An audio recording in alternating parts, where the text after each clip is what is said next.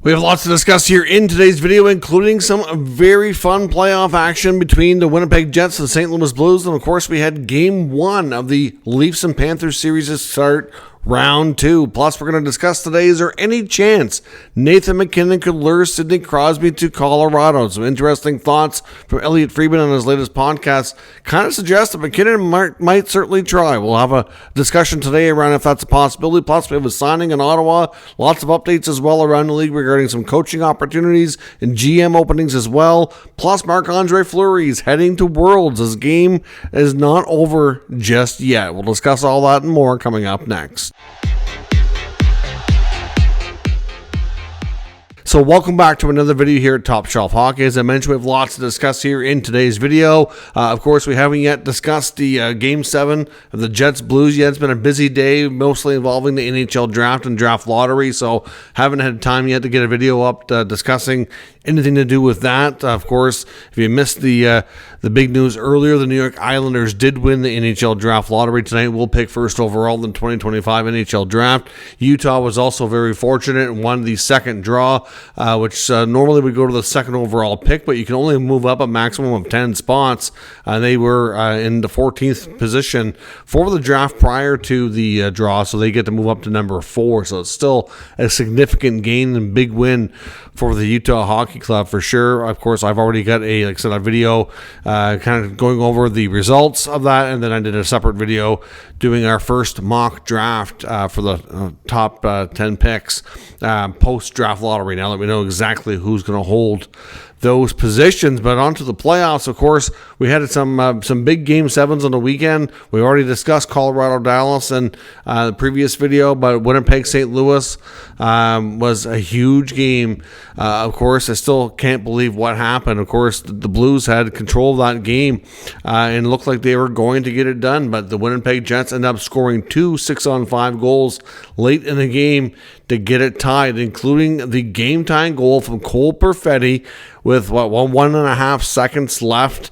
It looked like it was over. The puck goes to the point. Nick Ehlers whiffs on a shot. Thankfully, Adam Lowry is able to get it back to him, and then he makes a really good pass and a far cross-ice pass over to Connor. Connor gets a shot on net. Not even a great shot, but it actually worked out just fine with a tip from Cole Perfetti past Jordan Binnington. Tie game, and it goes to double overtime, where we get yet another deflection by Captain Adam Lowry to secure the victory and help the Jets avoid a first-round series loss after winning the President's Trophy, and they eliminate the Blues in a very tight Game 7. And, of course, they will now go on to play Dallas, who, of course, had that Game 7 victory after the Renton Revenge Tour against the Colorado Avalanche. So, absolutely historical moments. It was the latest goal we've ever seen tie up a Game 7 like that from Cole Perfetti. You can't get much later with 1.5 seconds left on the clock. And I believe, if I'm not mistaken, it's like we've only had it happen like a few times in like 100 years where you've had a multiple goal comeback in a Game 7 to tie and change the outcome. So pretty crazy historical games that we've seen here with a Dallas comeback and then a Winnipeg comeback for those victories. And of course, round 2 kicked off on Monday night with the Toronto Maple Leafs hosting the Florida Panthers after the draft lottery. I know a lot of people weren't happy the game was on a little bit later, but it was because of the draft lottery. They want to have a separate event for that and not do it during like an intermission or something of that nature. So Toronto, Florida makes it an entertaining, lots to talk about. Toronto takes the first game, but with a 1-goal game. Toronto did have a pretty big lead, of course. Ended up getting it tight towards the end. Willie Nylander scores the first shot of the game, follows it up with a second goal in the first period. At one point, the Leafs had a 3-1 lead. The Panthers battle back.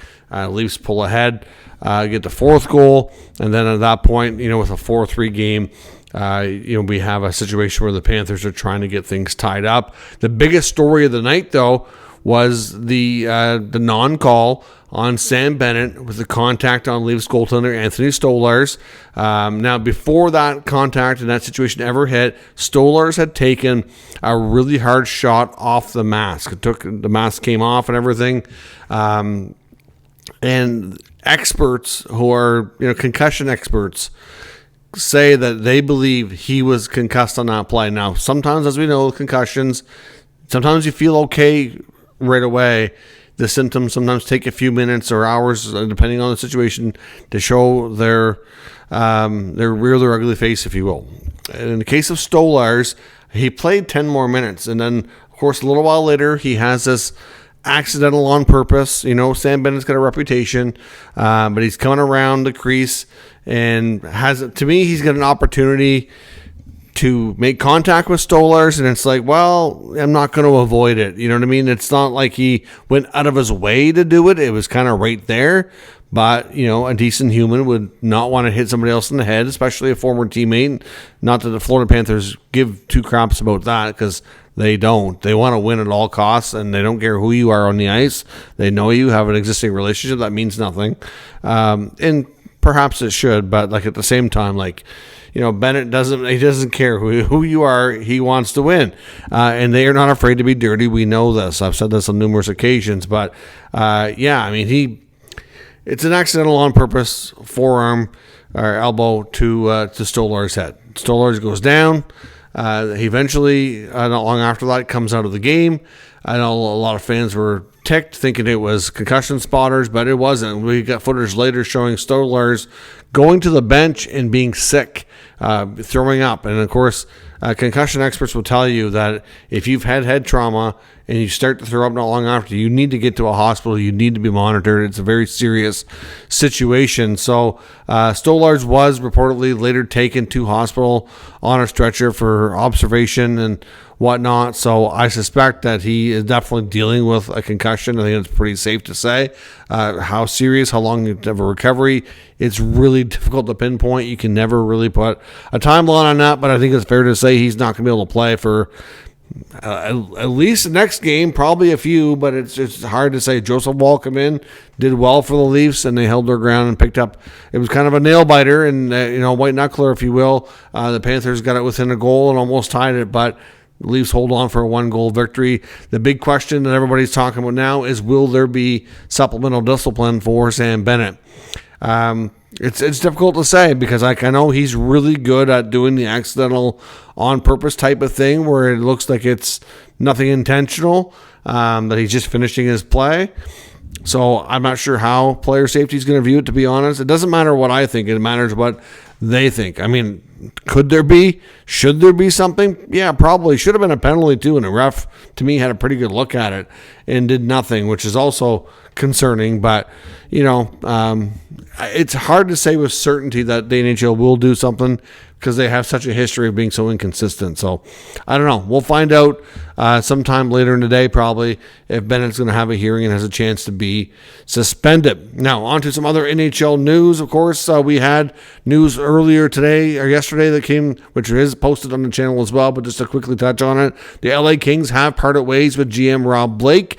It did make it sound like it was mutually agreed upon. We knew Blake was on an expiring contract. There were reports on the weekend that it was looking like Blake and the coaching staff are all going to be back next year. But, of course, that was contingent on Blake and Luc Robitaille, the president, working on a new contract for him. And then things kind of changed. In the latest reports from John Hoven, one of the most plugged-in reporters with the Kings, has said that from what he's heard, it sure sounds like this was pretty much a Blake decision, not necessarily the team kind of saying, yeah, you know what, maybe we should do something different. I mean, maybe Blake made the decision because he thought the team was going to make it for him. I don't know. There is some that think that might be the possibility, but at the end of the day, it doesn't really matter too much. The Kings need a new GM. Rob Blake is out, and we have a few candidates that have been mentioned, including senior advisor Marc Bergevin, who's also reportedly a candidate for the New York Islanders GM and president job. I mean, it's probably going to be two different people there on Long Island. It's not going to be one job, but he is in the running there and apparently is considered a strong candidate. So it depends on how different they want to be in LA. Obviously, he's been an advisor to Blake for a few years, so do they want, very similar everything, or do they want to go outside and maybe get a new approach? I don't know, right? So it really boils down to what Luc Robitaille wants to do here. But Mike Fuda's name has been mentioned as well, former AGM with the Kings, have been out of the management type role for 5-6 years or whatever it's been now. Has been working with Sportsnet, so I don't know if he's going to have interest to get back in the game or how that's all going to work, but definitely some names to watch there in Los Angeles. We did get word as well that Barry Trotz of the Nashville Predators has confirmed that he will not be making a coaching change. Andrew Burnett will be back behind the Predators bench next year. I kind of figured that was likely given the fact that Burnett had gone over as an assistant coach with Team Canada to the World Championships, and we hadn't heard anything about any changes. I thought that would probably be kind of dirty to do, where he's going to be away for the next few weeks on that tournament. So yeah, no shocker there. But it's now confirmed. We also know that David Carl is not making the jump to the NHL this year, and probably not for a couple of years. David Carl has signed a contract extension to remain as the head coach for the University of Denver. Of course, multiple-time national champion, multiple-time gold medal winner with the U.S. program at the World Juniors, and had a lot of pretty serious NHL interest, but has chosen to turn it down. The belief is that he's going to be extremely well paid. Probably was before as well, but even more so with this new contract.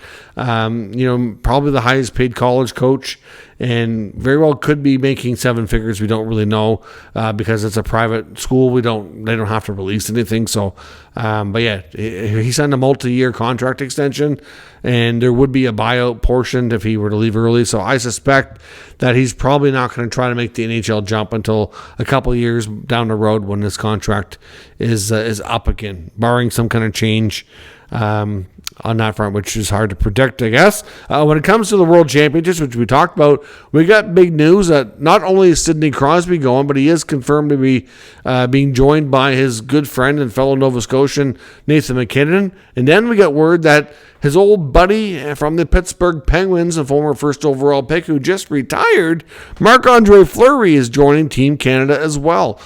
Canada has been a little bit hard up for goaltenders. They've had a hard time securing anybody with experience for this tournament, so that's going to come in very much in handy. Fleury with the Minnesota Wild spoke to the media at the locker cleanout day and said that essentially, he was joking, but he said, after a couple of days at home with my kids, they were kind of acting kind of crazy, so I figured I needed to keep playing. But in all seriousness, he said, it's an opportunity for him to go to this tournament and represent his country one last time before he hangs them up. And secondly, he's never got the chance to play in this tournament. He's never, ever gone. Most of his career he's been in the playoffs and quite often more than one round deep. So, it's not something he's ever had a chance to do before. And he did acknowledge the fact that he gets to go hang out with his old friend Sidney Crosby for a few weeks over in Europe and get a chance to be teammates again before he hangs him up. Could be a special opportunity. So look for Fleury to get a pretty decent role here with Canada at this tournament. It could be a big opportunity. We're going to talk about Sid Nate here, from the thumbnail and title a little bit in a couple minutes too. Another update in the coaching world, Rick Tocchet, we know is likely going to be a candidate with the Philadelphia Flyers, but don't rule out the Pittsburgh Penguins, another team he has history with as well. And of course, another relationship with Crosby, should Crosby decide to remain in Pittsburgh, which is the most likely scenario here, but we are going to talk about the possibility that could he leave. But Tocchet is expected to be a candidate in multiple locations where they need a new head coach. Philly's the main team you hear about, but I've seen reports suggesting that don't rule out Pittsburgh as well. Although I think it's more likely that they go with a younger, more experienced coach, but that's just my gut feeling on that one. We also had a signing in Ottawa. They're not wasting any time getting to their internal business now that their season's been over just here for the past few days, but they've re-signed or extended defenseman Nicholas Matinpalo, who came up throughout the year due to injury and kind of took over that third pair right shot defenseman spot from Travis Hamonic. Played very well down the stretch. Got a lot of games in between. Hamonic had injuries. Zub had injuries. Jensen didn't miss too much time, but does have an injury.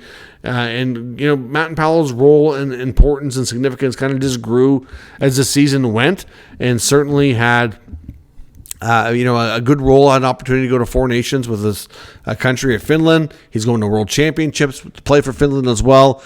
And, he came over to Ottawa last year just as a European free agent, age 25, and it's turned out to be a real nice find. He's got good size, good strength, good skating, and just a third pair solid D who just, early on was making a few mistakes, whatnot, but it's kind of settled in. And 2 years at $875, phenomenal contract. I think he won't have any trouble exceeding expectations on that one. Now, we also got the Calder Trophy nominees. We now know for sure that the finalists for the Calder Trophy include Montreal Canadian defenseman Lane Hutson, of course, who broke records in the rookie defenseman category, getting all those assists, and of course Macklin Celebrini, last year's first overall pick to the San Jose Sharks, who had the most goals by a rookie, and certainly had a lot of points and a lot of highlight reel moves, and certainly worthy of serious consideration here. And Flames goalie Dustin Wolf. So that means that Matvei Michkov, who's also quite a dynamic rookie, would have been the main other player that's in the conversation. I suspect he's ended up fourth in voting, but Wolf, who had a phenomenal year and almost led Calgary to the playoffs, and certainly had one of the better rookie goaltending seasons we've seen in some time, rounds out the trio of nominees here for that award. Hard to say exactly who's going to win. I think you have a very different case for all of them. You've got, like I said, a guy who came in, took the starting goaltending job. You got the first overall pick who played a big role for his team and was an offensive weapon, and it was right up there and had the most goals. And then you got Hudson, who lugged a lot of minutes, including all the big offensive moments for his team in Montreal, and broke records for how many rookie defenseman assists he picked up. So certainly three compelling cases. It's hard to really say to me which direction it's going to go for the winner. They all have a good case, but we'll see. Now, as Elliotte Friedman talked about on his latest 32 Thoughts podcast, is there any chance Nathan MacKinnon could lure Sidney Crosby to Colorado? Now, and this was not something that Friedman joked about. At the same time, he also doesn't have any intel to suggest that this is a serious thing that can happen, but he kind of he discusses his thoughts on his podcast, and this was something he wondered. With Crosby and MacKinnon going to the Worlds together, we know how much they enjoyed playing together at Four Nations. And obviously that's probably played a role in them both going to Worlds as well, because another opportunity to play together, an opportunity to play for Canada. We know the Olympics are next year, and certainly they're trying to do what they can to help Hockey Canada and to get that time and chemistry together to build so that they have a better chance to win. We know how hyper competitive these guys are, and they don't want to just represent their country. They want to win gold. So clearly every opportunity counts in their world. So certainly the fact that they're going to be spending a lot of time together is one thing. And then, of course, you throw in the fact that they spend a lot of time together in the summer anyway. They do a lot of training together. They have properties very close together in Nova Scotia. I know once they both end up back in Nova Scotia for the summer, they do have a great relationship, and they're together a lot. So Friedman just was kind of mentioning how he kind of really suspects that MacKinnon is going to be working on Crosby to see if he'll join him. You throw in the fact that the Avalanche just got ousted here in the first round by the Dallas Stars, and Dallas was without two of their top players with Robertson and Heiskanen.